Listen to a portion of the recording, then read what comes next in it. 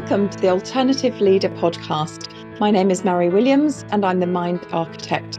I'm also founder of the Alternative Leader Academy and author of It Begins With You. This podcast is dedicated to inspiring the leaders of today to lead with intention, both in their personal and their professional lives. My guests from across the world share their challenges, their knowledge and their experiences so that we can learn from these powerful insights to help us lead with strength, determination and compassion.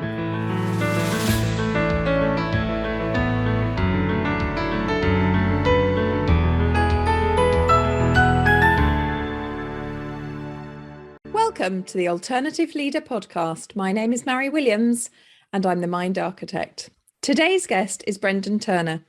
Brendan is a personal trainer and human biomechanics specialist who coaches business owners and executives who are in pain to become pain-free.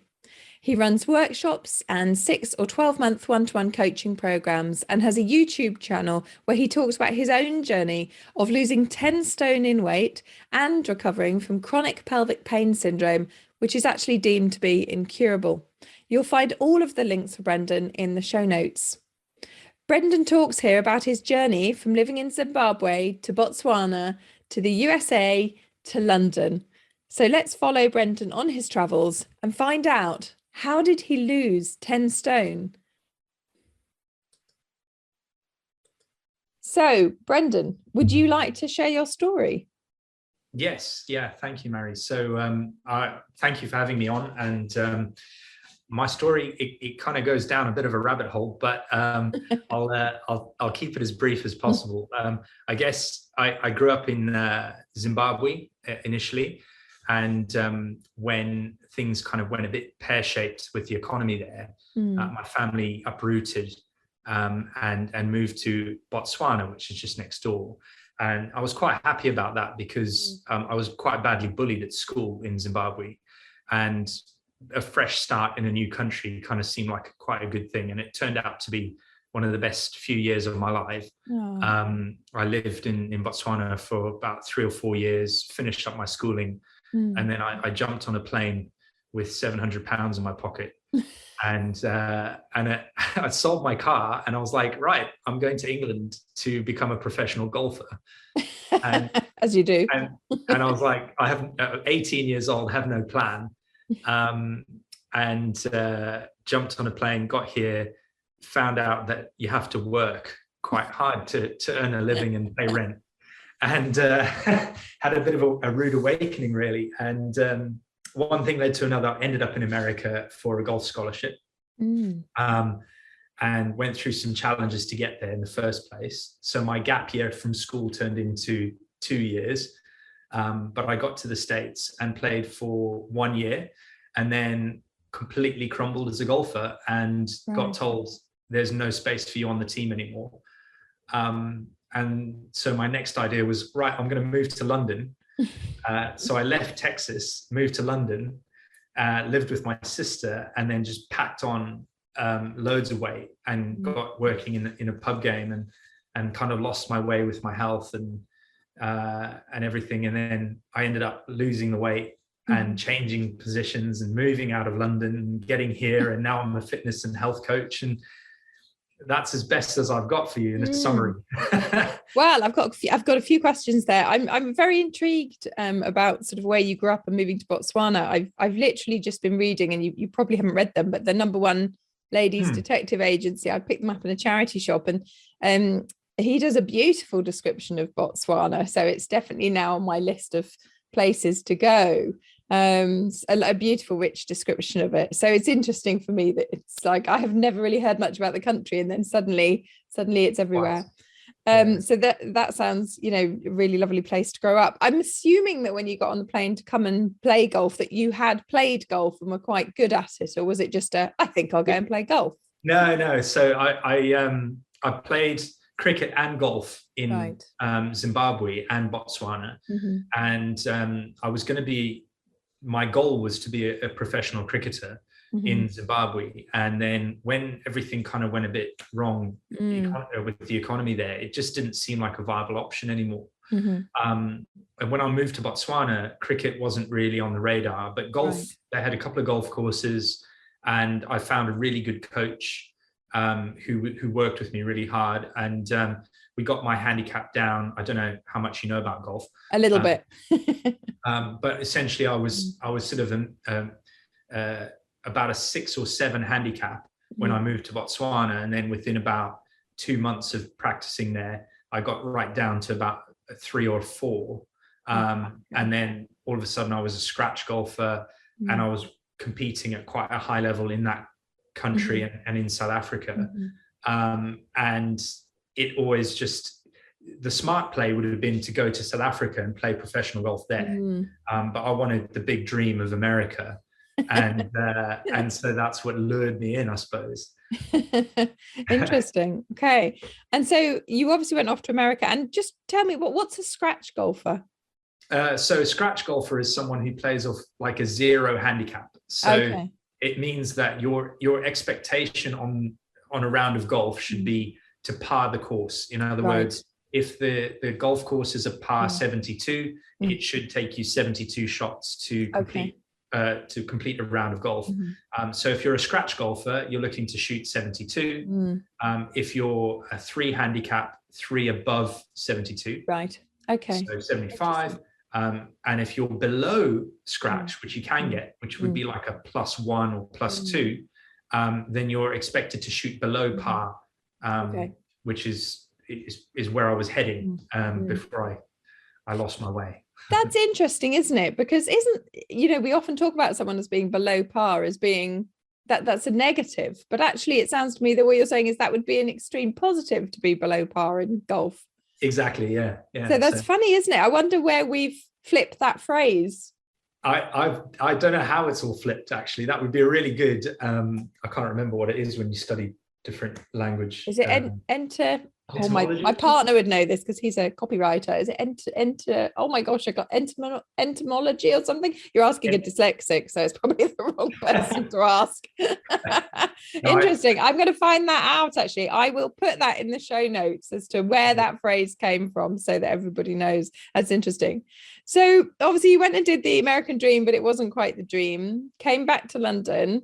And the interesting thing about you is you didn't just put on a little bit of weight, did you? You put on 10 stone. Yeah. So I think when I landed back in the UK, I was probably, people deal in stones. I deal with kilograms quite a lot, but I don't know what I was in stones, but in kilograms, I was probably about 72 kilos. And then by the end of, that was in 2008. So by the end of 2012, I was 140 kilos, which is quite a substantial jump. Yeah, that is a lot. And a lot of it was led by me kind of slipping into depression, really, over the golfing dream, because, I essentially told all my friends back home that I was off to America to become a professional golfer and beat Tiger Woods. So, so the dream of that collapsed, and with it, the economy collapsed because it was like 2008 as well. And I'd previously worked in the UK in a golf company, and I'd done quite well there. And they were like, look, I know you want to go to America, but there's a job here for you, which is like going on tour with some of the pros to build their golf clubs. And I was like, I don't want your job. I want to go to America. And in hindsight, that would have been a great career. But at the same time, I wanted to test myself and push myself. And it didn't come off, unfortunately. Do you look back and, you were saying that would be a great career, but do you think if you had done that, you would have always, been sad that you didn't pursue the career yourself? Oh, yeah, definitely. I would have probably, it probably would have been a very different existence. And I definitely would have regretted not trying it out. So you were saying about that you obviously got quite depressed about it, and I can imagine that you would. And I think for me, there's an interesting distinction between people who, they say, I have depression as to I am depressed, because I think actually, and I think this generally about life, that we don't always accept that some of life is really hard and it's really challenging, and it's actually going to be very natural for us to go through a depression if something, as you've said, it was your big life dream, you told everybody, obviously it seems from very young that you'd wanted to do that, and that then didn't come off. I can imagine that it did make you very low. So what do you think sort of helped you? I mean, how long were you in that, and what do you think helped you sort of come out of that? Great questions. I think what I was in that space from about, I would say, I mean, I deal in the years in my head.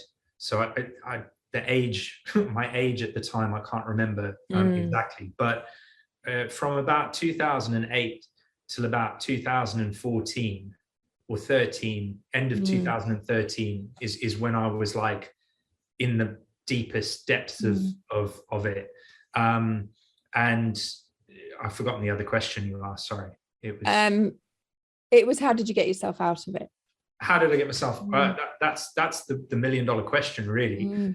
Everyone always asks, like, well, what did you do to lose weight? And I was like, well, everyone seems to think that there's like this moment where you're like, oh my God, I need to change. And for a lot of people that can happen. Yeah. But for me, it was like, I literally said to myself several times that what's the point of living? You know, like why, you know, we're all here trying to fight for a bit of money, and, you know, we're trying to win this rat race, and what's the point? That was my kind of mentality. And I was like, well, I don't see anything positive happening, so I'm just going to drink and smoke myself to death. Right. And then, you know, that came. I developed shingles, so and then I went into hospital for problems with my appendix, and then I was out of hospital and I had like chest infections. I was in and out of doctor's surgeries all the time, and I knew inherently, obviously, that something was causing it, which was me being tremendously overweight.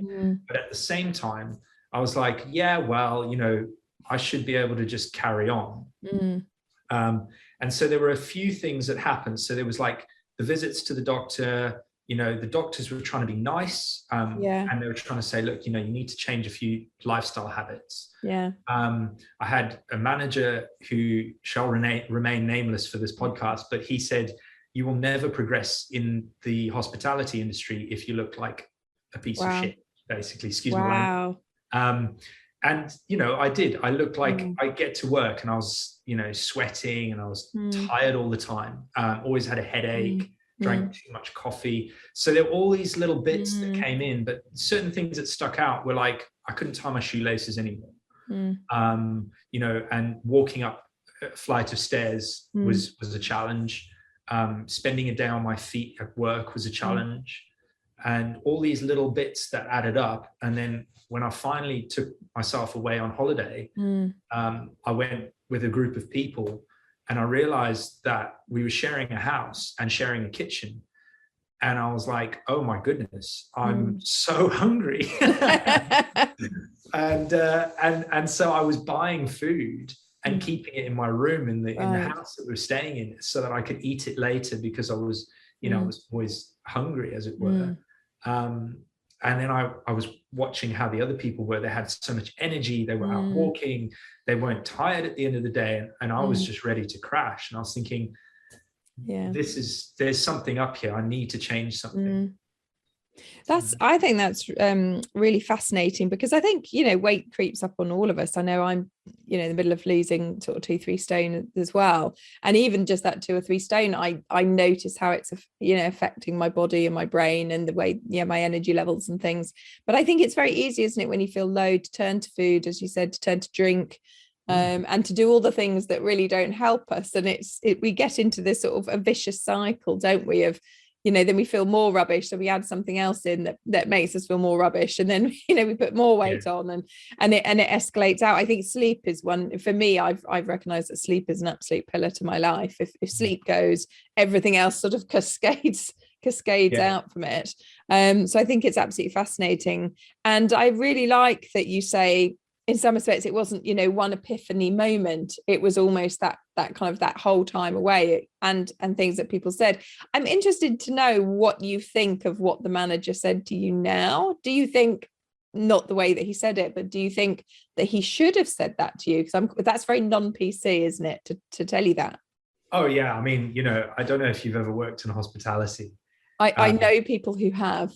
But it's a very direct industry, and I miss that element of the industry in many respects, because there was a lot of tempers, there were a lot of angry moments, and and he wasn't being mean in it. It was coming from a place of love, and I know him, and he's such a giving guy, and he would do anything for anybody. So in essence, I don't ever blame him for saying it. It's a difficult one, isn't it? I was talking to a client of mine who's a GP, and he was saying it's very, very hard as a GP when you see people that you actually need to sort of say, you just need to stop drinking, you just need to stop smoking, actually you just need to lose some weight, and they kind of feel that they can't say that, and it's very hard, isn't it? Because I think as friends also tend not to say that. And I'm like you, I love the kind of blunt approach. I always think I'm quite Scandinavian in nature, really. It's straight to the point. And I kind of like the fact that I can have a conversation with my friends or my GP and just say, yeah, I know I'm overweight, I'm trying to do something about it. Like, what are the other factors? That sometimes we do need people, I think, to be, I would say, lovingly direct with us. So that we do hear that. But it's interesting that what really changed you in the end was actually looking around you, because actually every day you would have been looking around you, seeing other people with energy and things like that. So I wonder what happened for you sort of being with them. I understand about the kind of keeping food in your room and that sort of thing, but was there something, do you think, that was different from the everyday I'm seeing people with more energy and eating better and etc. to being with people on holiday? Yeah, so I think up until that point I hadn't actually realized why I felt like I did. Right. So I managed to quit smoking, and the only reason I tried to quit smoking was because I'd had such bad chest for a couple of years. I was always coughing, and I was lying in bed one night, and I had to get up early for a long shift on the bar the next day. And I remember lying there going, and I could feel my chest wheezing away, and I was thinking, if I can quit smoking, the wheezing will go away. And it took about 6 weeks for the cough to change and for my lungs to show improvement after quitting. And then what was really crazy was that I kind of just ate more, thinking, oh well, I'm doing that typical sort of quit smoking, eat more thing. And it took me a couple of months to realize that, like, if I could quit smoking, I could do something else positive for myself. But I think, I used to, so my routine was like, wake up, go have a cigarette, have a shower, go to work, on the way down to the train station, smoke a cigarette, buy a Monster energy drink and a Mars bar, eat that and drink that on the train. And then I'd be looking around and there'd be people on holiday, and I'm like, why are you awake at 8 o'clock in the morning whilst I'm going to work? Like, what is wrong with you? And that was just me going, I don't understand. And then when I got out of my comfort zone and wherever I was, I realized that actually it was pretty normal for people to get up and do things and not eat pizza all day. It is interesting, isn't it? I think it's those kind of thought turning points, isn't it, where you think, hang on a minute, about whatever it is. And I love the fact that actually, because you'd given up the smoking, that your brain, and I obviously so much of my work is around sort of beliefs and behaviors, that your brain went, hang on a minute, if I could do this thing, which I know is actually a really, can be a really tough thing to do, actually I can do anything. I love that your brain kind of always like had this little kind of thought on your shoulder, as it were. I think that's great. And so how did you lose the weight? Well, that's a great question as well. So I've done pretty much all sorts of varying degrees of things, from intermittent fasting down to juice cleanses over the years. But I think that the main thing was just I needed a kickstart. And so I started looking into Jason Vale, if you've ever heard of Jason Vale. He does like some juicing stuff, and my sister was into juicing at the time, so fresh juices and things like that. And I thought, well, if I can get going, I'll gather momentum. Yeah. And all I want to do is be able to just feel better. So I did one of his, I think it was a 7-day plan or something like that. And I got to the end of it and I was like, oh my goodness, my heartburn is gone. I'm like, I've got more energy. I walked around the block twice on the 3rd or 4th day. And I was like, I can't believe I'm getting exercise in before I go to work. And I just felt like a rush of energy, and that I had to learn to do it. In other words. So I think the big thing for me with anything that I've done in my career so far and in my life has been like, if I don't understand why and how, I'm never going to understand or maintain that habit. Yeah. And so for me, it was like, I need to learn about my body so that I can fix my body.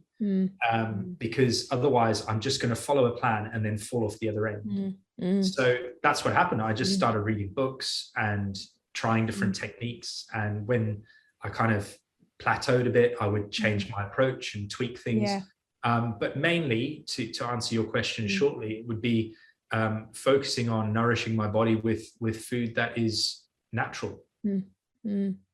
That it's really interesting. So last year so I've always struggled with sugar. I react quite a lot to, so I don't have caffeine, so any sort of stimulant I react quite a lot to, and to anesthetics as well. So my body system is very sensitive, and I've always struggled with sugar. And obviously, as I've gone through the therapies, as I've trained and learned more, I kind of cleared the emotional, as there so often is with food, and the emotional attachment to it, and thought, well, this is odd. Why am I still struggling with sugar? Because the emotional stuff is gone. And I started reading about sugar. In fact, a great book called, I think it's called Sugar Poison by David Gillespie. I don't know if you've read it. And he was a guy who lost, I think, about 9 stone. But he started by reading up on it. And it's interesting what you say, rather than just going on a diet, actually learn about your body. And I started to read about sugar. And I remember reading about 4 or 5 books, and at the end of it, being more worried that I was going to die than the actual weight that I had on me. It was like, oh my God, I'm doing all of these terrible things to my body. And I just never eat. I haven't eaten sugar in the same way since. And like you say, it's switching over to natural foods, and also realizing that for me personally, I'm very protein based as a person, so I can live on sort of eggs and a bit of meat very easily. So I think it's an interesting thing to focus on your body and how your body works. And that sort of brings me to the fact, so you're now a personal trainer and sitting here in front of me, very slim, and obviously very fit. So you're a biomechanics. It's human biomechanics. What is that exactly? Yes. Okay. So I started working in a gym on the basis that I wanted to travel, and I was like, I'm going to get a job on a cruise ship, and the way to do that is I'm going to do it as a personal trainer. Right. So I'm going to become a trainer, and I'm going to travel the world. And then I got drawn into the gym and the fitness industry, and what I was drawn to was like functional training as opposed to traditional strength training, or maybe your traditional bodybuilding training. I was always drawn to how the body moves.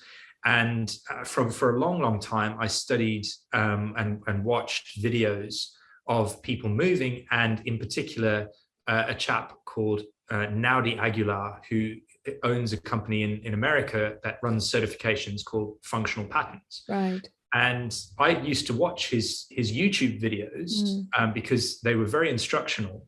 And when you do a qualification like a personal training qualification, and this is where I kind of get a little bit upset with the industry, it's a tick box exercise. And it was very clear to us when we did our course that the instructor was like, look, I actually don't care what you know. I only care if you follow the sequence of things to keep people, out of a lawsuit, basically.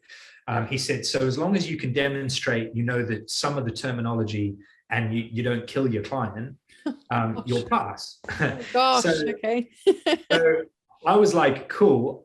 Whilst, that's great, and I've got the qualification, I didn't actually feel like I accomplished anything by doing it. So I felt like, when you pass your driving test and you're like, yeah, I've got my driving test. Now the real work begins. Yeah. Right? And so what I felt like in the fitness realm is this kind of people who are focused on results, and then people who kind of follow the trends. And you get this sort of disparity between the two. And so I carried on watching functional patterns videos. I kept learning from him, and I learned from other courses that I went on, and I created sort of a mishmash of my own training style. And then it wasn't until the December of 2019, just before the pandemic, that I actually injured myself quite badly in a gym. And I spent the whole kind of last 2 years unpicking and unraveling how that's happened. And in the process of doing that, I started studying functional patterns, and they are biomechanics specialists. So essentially, to sum up what that is how people stand, how people walk, how people run, and how people throw would be probably the 4 pillars that they talk about the most. There are other aspects to it. But if you think about how we've come to be as people, the most important thing that we've done is survive. And how we've learned to do that is predominantly that, right? Bipedal. People can't see that. Yeah, standing up and walking. Bipedal, standing up, walking, running, throwing things. And so when you start to study biomechanics, you're dealing with how the muscles leverage the bones to create movement, which is essentially what the fitness industry does. But instead of focusing on it from a perspective of, hey, I want to grow this muscle because I want a bigger bicep, it's thinking, well, how does the bicep interact with the tricep to create leverage of movement in my body to either rotate my body or move my body from one place to another in space. Interesting. Yeah, that's as best as I can do it. And were you sort of on that journey as you were losing weight? At what point did you kind of use the gym to start losing weight? I started training. I first started running when I lost weight. So the first thing I did was like, I need to get light enough so I can actually do some running. And then I ran, and then I got injured. And I was like, damn, I can't do this anymore. I need to learn about fitness. So I went and studied and became a personal trainer. And in the process, I followed some plans that were low impact to save my joints. Because I was like, well, I'm hurting myself by running. So now I need to just avoid doing impact and do low impact exercise. And whilst I carried on doing that, I wasn't actually accounting for my learned behaviors over time, right? So let's take, for instance, a golf swing. What is a golf swing? Well, a golf swing is an asymmetric movement. I'm a right-handed golfer, which means I dominate everything with my left side of my body in rotation and movement. So every single movement pattern I've developed in my life, walking, running, throwing, has always been oriented around how I relate that to my golf swing. Interesting. So my imbalances in my body are subject to what I do the most, right? So if you sit in a chair with your, like if we all sit in a chair with our backs rounded all day, we're probably going to have problems with our posture. And it hadn't occurred to me as a trainer up until, sort of quite late in my career, quite substantial time in my career, that actually I didn't address the asymmetries in my body before I started training my body. And I see. What then led to the injury that I have or had, should I say. That's really interesting, actually. It makes sort of a lot of sense to me, because I would never have thought about that either. And then I injured my back last year, actually, after 6 months of personal training. So I was very strong in my body. But it turned out that my glute muscles and my thigh muscles weren't actually being switched on by my brain. So my brain was using my lower back to do kettlebell swings and things like that. So I'm still a year later now back to such basic exercises. It's unbelievable. I would almost call stretches, really. And as you say, trying to kind of build from the foundation back up again. So I do understand that. It is fascinating looking at kind of the patterns we already have. But I'm interested, you mentioned about having this chronic pelvic pain and that normally it's incurable, but you've managed to cure it. So tell me a bit more about that too. Yeah, so that was, like I said, December 2019, just before the pandemic. I don't know how detailed you want me to go here, because it can get quite... we can kind of stay at surface level if you like, just let us know sort of what it was and how it felt like. And basically, I started to feel discomfort in my pelvic floor, and it was affecting areas of my life that I didn't really know until I found some blood. And I was like, wow, okay. That's a very strange way or place to find blood.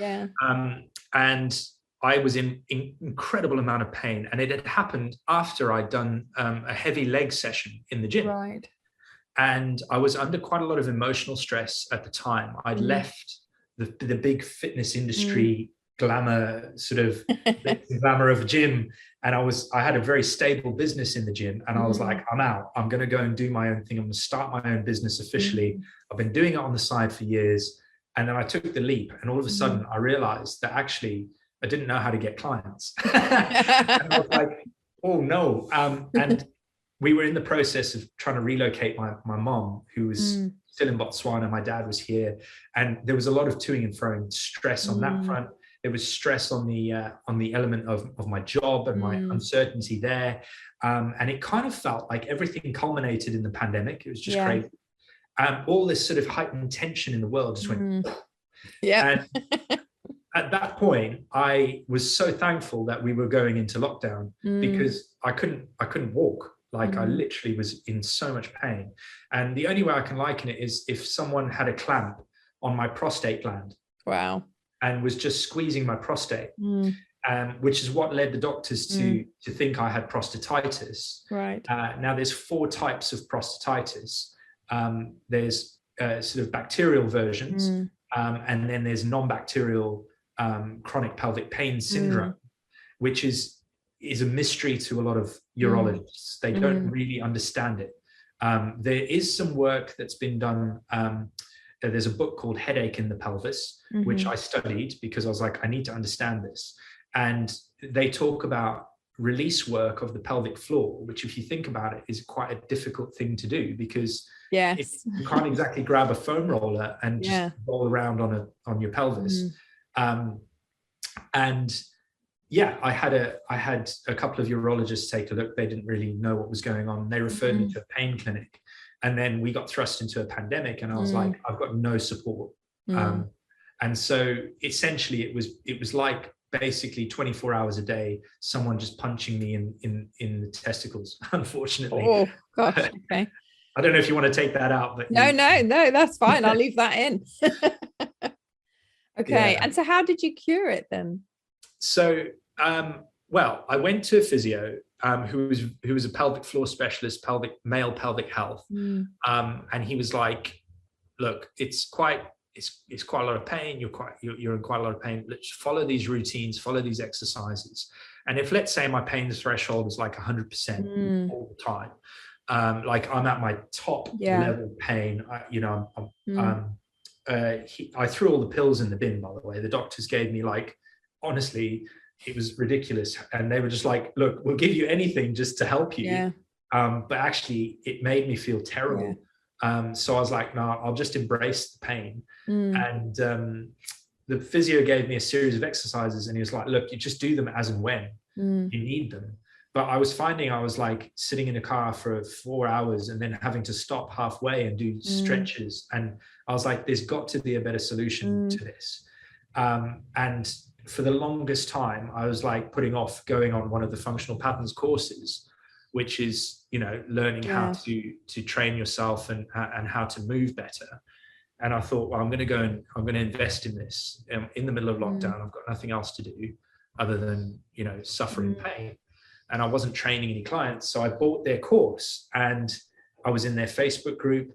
And part of the process is sending videos and asking questions. So I was sending pictures, videos of me doing stuff, and a whole bunch of people started commenting, you know, like, hey, do this, try that, this, that, and the other.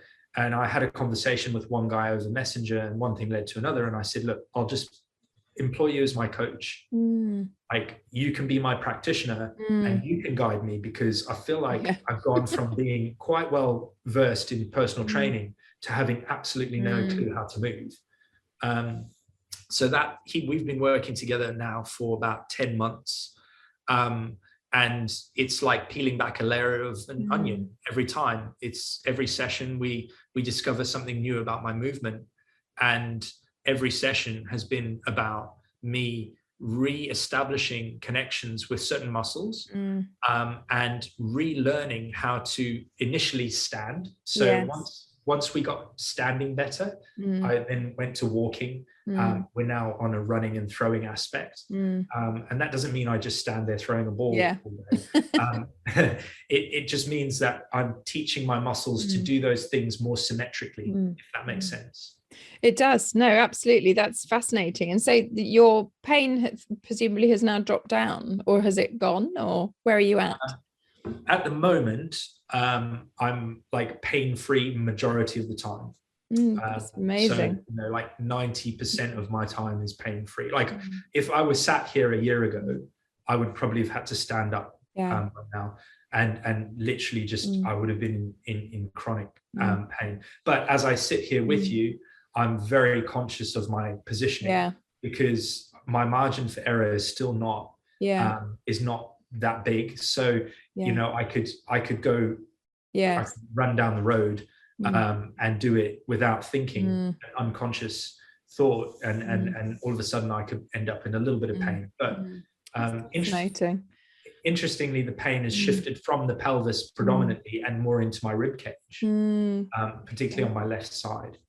So it's moving around. It's fascinating. Well, look, Brendan, thank you so much for being on my podcast. We sort of need to wrap up, but an amazing journey really from Zimbabwe to Botswana to America to London, and from sort of from health to unhealth and back to health again. So I will put all of your contact details in the show notes in case people want to contact you to discuss it more.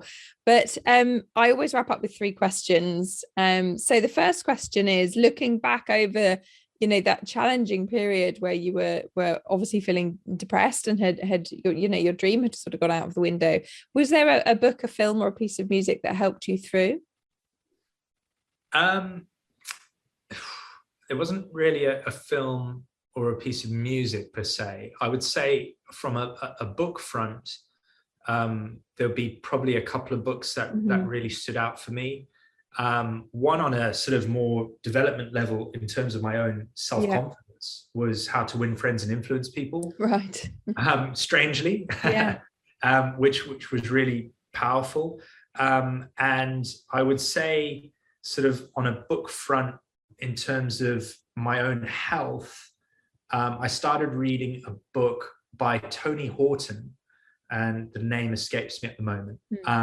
But it was a great book. It was just about getting up and doing stuff, you know, just do it, basically, was his kind of thing.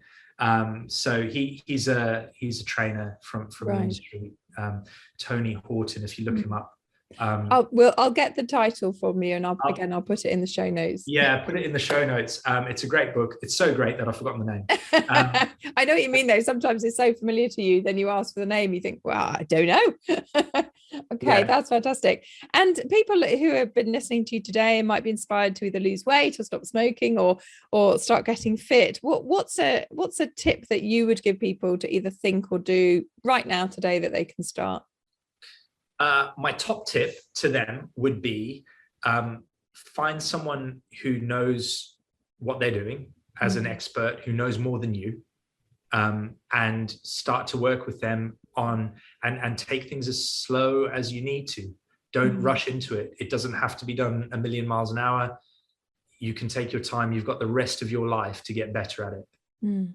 That's lovely. I love that. Actually, you've got the rest of your life to get better at it. I think that's a beautiful sentiment. And my third one, as always, is, if you were standing in front of the leaders today, what would you say? A couple of things spring to mind, but I'll stick with the one which is when you prioritize people's health and you help them thrive, then everything can change.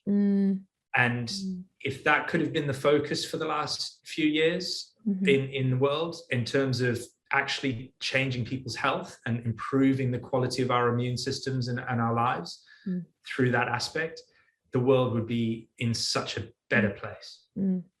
I completely agree. Yeah, I mean, I think if we focused on our physical and our mental health, it would be incredible, wouldn't it? The difference in the planet and the population. It's yes, that's one of my dreams too. But Brendan, thank you so much for agreeing to come on and for sharing your very personal story. I've really enjoyed listening to you, and as I say, everything will be in the show notes. If anyone wanted to contact you, what's the best way for them to find you? The best way to find me would be to head to rawmotionfitness.com. So that would be my website, and from there they could find me on my YouTube channel as well. I get quite a lot of comments from people, which I believe you've got the link to. I have. I'll pop all the links there. And are you on LinkedIn? I am on LinkedIn, yes. Yeah. Right. So I'm on LinkedIn as well. And I can send you all that information. That's lovely. So rawmotionfitness.com. That's the one, yeah. Brilliant. Well, like I say again, thank you very, very much for being on the podcast. No problem. Thank you. Hi, I'm Mary Williams, as you know, and thank you so much for listening to the Alternative Leader podcast. I search for guests to bring you lessons and learnings that can help move you forward in your life, help you achieve the success that you want to, in whatever way that shows up for you, to help you lead powerfully, whether that's in your own life, as you're parenting, your personal or your professional, and make you the best that you can be. If you've enjoyed the show, please rate and review it, and please share it with as many people as you think also want to move forward and gain success in their lives. If you want to find out more about me, go over to my website, which is www.mary-williams.com.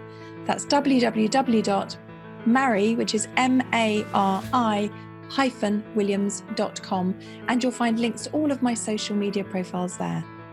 There's also a Facebook community that you can join, and again, all the links will be on the website too. I hope you have an absolutely fantastic day, and thank you so much for listening.